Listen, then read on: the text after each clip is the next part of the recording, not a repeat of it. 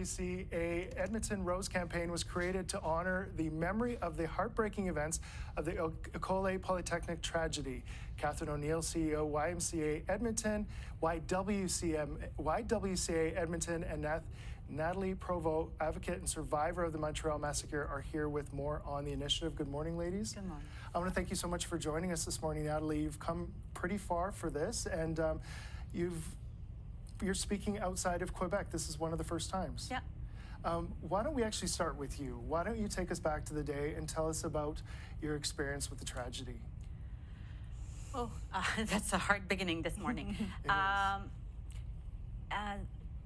I was a student in engineering, and I really loved what I was doing. And it was the end of the year, December 6th. We're almost finished. It was, I think, the last presentation we had to do for a project. It was a project day. And then a man came in the class. He split the class in two. He asked the boys to go to one side of the class and asked the girls to stay in a corner. And I went in that corner with my colleagues. When I don't, this morning I don't remember clearly, sorry, but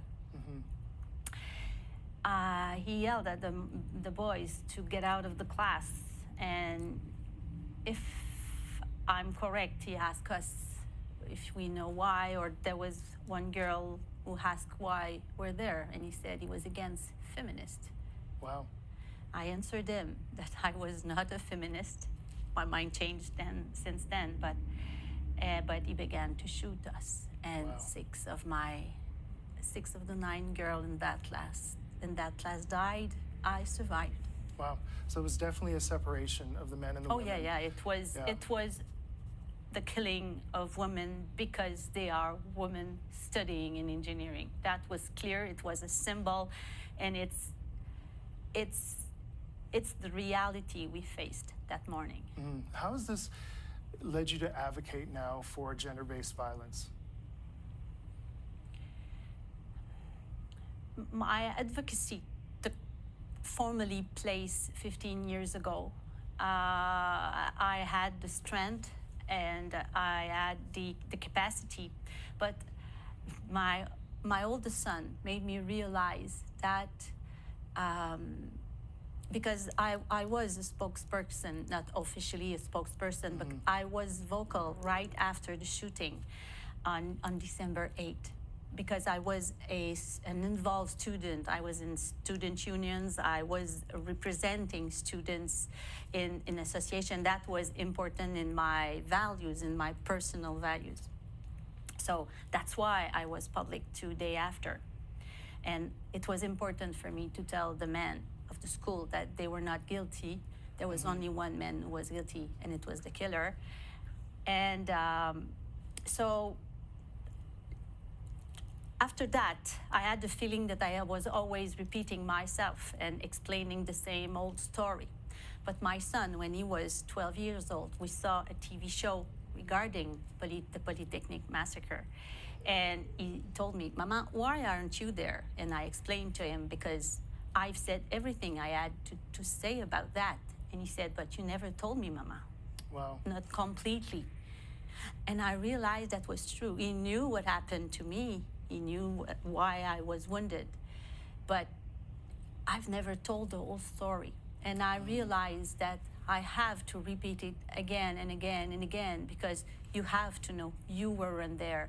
Right. And people who are listening weren't. And so even if I said once or twice, I have to repeat it. That's the first motivation I have. And then advocacy gives me a purpose. It's not just a burden to remind, to be reminded of that. It's a purpose to do something with it. And it helps me keeping a bit of this distance with my personal grief. Wow. And Katherine, why don't you tell us about how this relates to the Rose Campaign? Yeah, so the Rose Campaign, we stop every year around this time for 16 days around the time of the massacre to really call attention to gender-based violence in our community. Is a really prevalent problem still. 1 in 3 women are affected by it globally. In our city alone, there's about 26 calls a day for domestic violence survivors. That's a lot.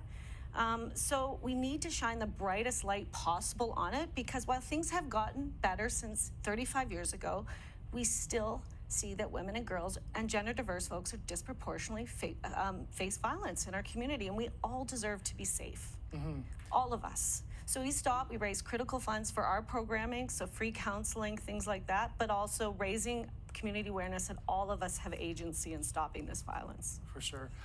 Ladies, I wish we had more time to talk about this. I want to thank you so much for coming in and sharing your story and having the strength to do that.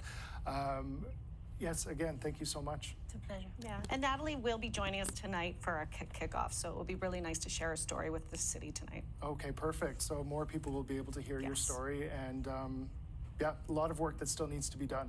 Yeah. For more information, you can visit ywcaofedmonton.org.